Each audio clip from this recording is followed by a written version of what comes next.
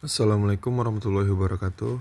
Perkenalkan, nama saya Dimas Ramadan dengan NIM F1D1211052. Kali ini saya akan membawakan PPT yang berjudul Wet Process dan Dry Process.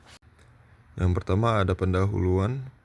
Semen merupakan bahan pengikat utama yang sangat penting dalam dunia konstruksi.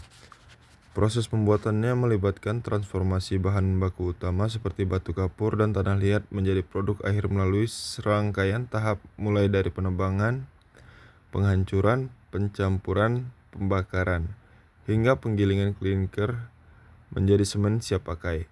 Dalam industri semen, terdapat dua metode utama dalam pengolahan bahan baku selama proses pembakaran, yaitu wet process dan dry process.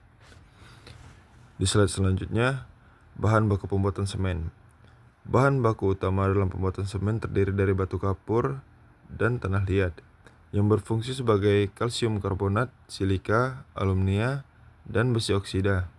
Batu kapur biasanya mengandung kalsium karbonat CaCO3 sekitar 75-85%.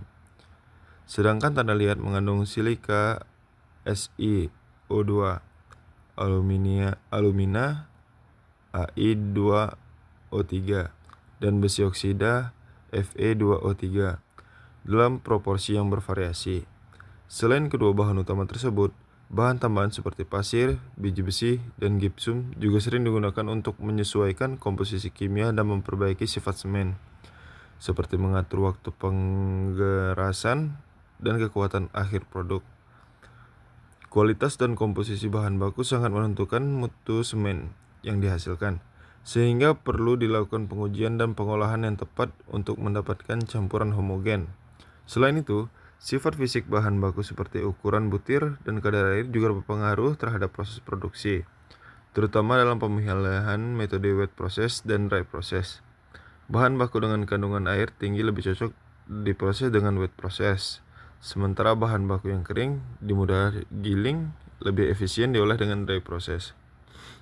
Slide selanjutnya, proses produksi semen dengan wet process dan dry process.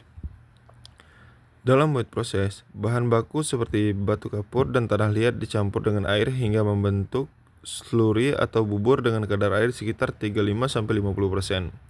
Seluruh ini kemudian digiling secara halus untuk memastikan percampuran yang homogen. Setelah itu, slurry dimasukkan ke dalam rotary kiln, di mana bahan tersebut dibakar pada suhu tinggi sekitar 1450 derajat Celcius untuk menghasilkan klinker. Proses ini memungkinkan pencampuran bahan yang baik, tetapi membutuhkan energi yang lebih besar karena harus menguapkan air dalam slurry selama pembakaran. Sedangkan pada dry process, bahan baku dalam kondisi kering terlebih dahulu dihancurkan dan digiling, kemudian dicampur secara homogen tanpa penambahan air.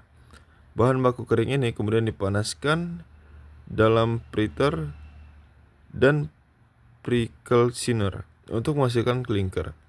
Dry process lebih hemat energi dibandingkan wet process karena tidak ada energi yang digunakan untuk menguapkan air, sehingga prosesnya lebih cepat dan efisien.